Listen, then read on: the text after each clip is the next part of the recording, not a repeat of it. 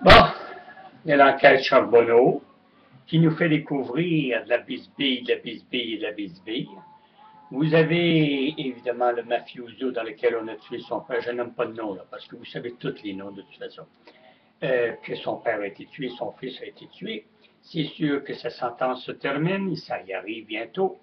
Il va s'installer à Toronto parce que c'est là qu'il y a le règlement de compte à faire, parce que vous aviez un Uberlu qui a été abattu à juste valeur et à juste raison.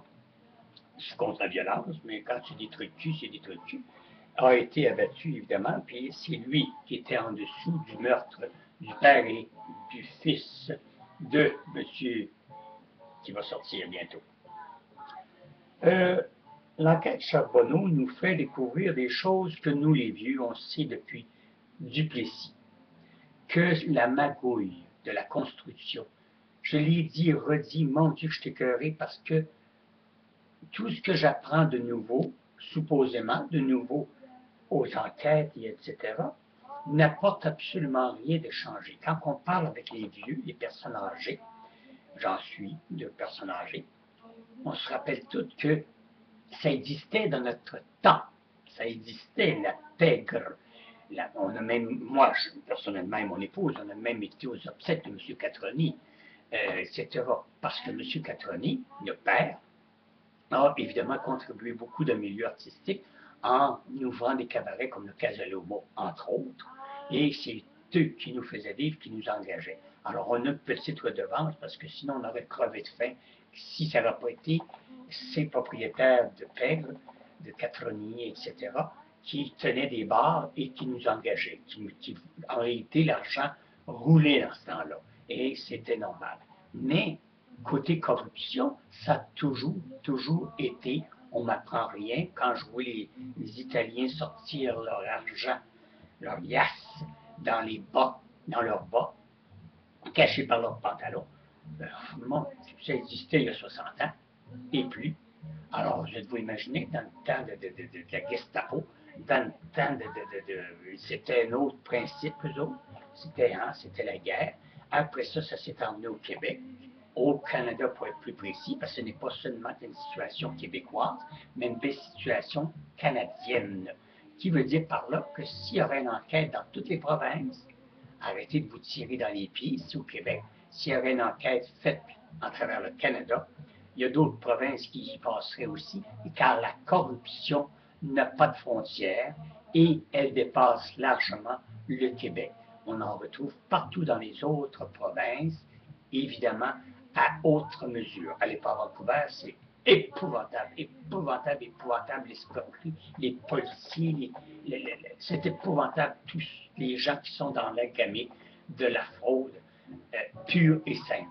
Alors, là, on apprend, on en voit, parce que certains contracteurs qui ont été pris la main dans le sac, alors aujourd'hui, devant la caméra, devant l'enquête, dévoilent, ils n'ont pas le choix parce qu'on a les enregistrements, qu'on les voit dans les petits cafés de la Saint-Léonard, de la rue Saint-Laurent. Ça me rappelle les bons souvenirs, Montpeau, quartier, Montréal-Nord. Évidemment, il y a dans Montréal-Nord, mais il y a beaucoup, de petites places à Montréal, évidemment, et même ici à Québec, que vous ne sachiez pas. Oui, Popin en connaît deux places à Québec, où que ça se passe. Des beaux petits cafés, ben simples, on ne dirait jamais. Et une petite succursale en arrière. À vous de vous déniaiser, les constables, parce que, hey, si Popin le sait où ils sont, vous autres êtes capables de savoir, vous avez déjà main basse dessus, vous êtes persuadé que vous êtes en train d'enregistrer des petits. Mais là, c'est sûr que pour un certain temps, là, avec l'enquête Charbonneau, tout va disparaître. Comprenez-vous, on va arrêter de faire des. Parce que là, on va procéder à d'autres mesures, parce que là, on s'est fait dévoiler au grand jour.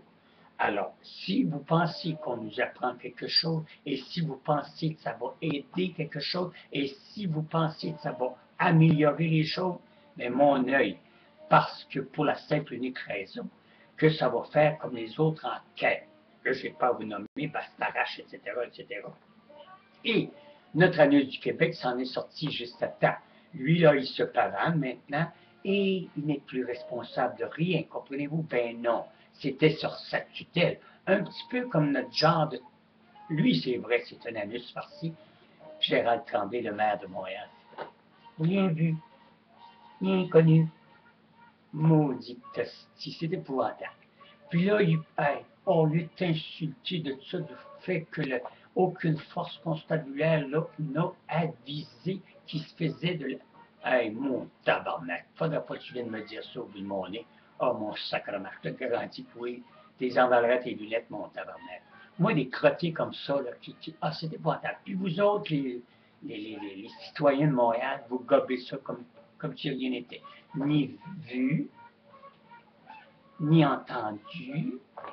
Hein? Hey, ça fait des années que ça dure. Et il même a collaboré, je m'avance, il a même collaboré à certaines fraudes, M. Gérald Tremblay, qu'on va découvrir. Vous allez voir que quand on va le crisser dehors, puis qu'on va faire le ménage dans sa papeterie, qui j'espère détruira pas avant durant qu'il va pouvoir partir, parce qu'il va être remplacé par un autre maire bientôt, en espérant que oui, mais remarque, Montréal, c'est tellement épais, qu'il l'endure. C'est rendu une vraie comédie, il avait juste à lui mettre un nez rouge, et ça fait le plus grand des plus grands clowns du Québec, Gérald Tremblay. Triste que... Oh, Maurice tabarnak. Et je douterais que plusieurs maires du même procédé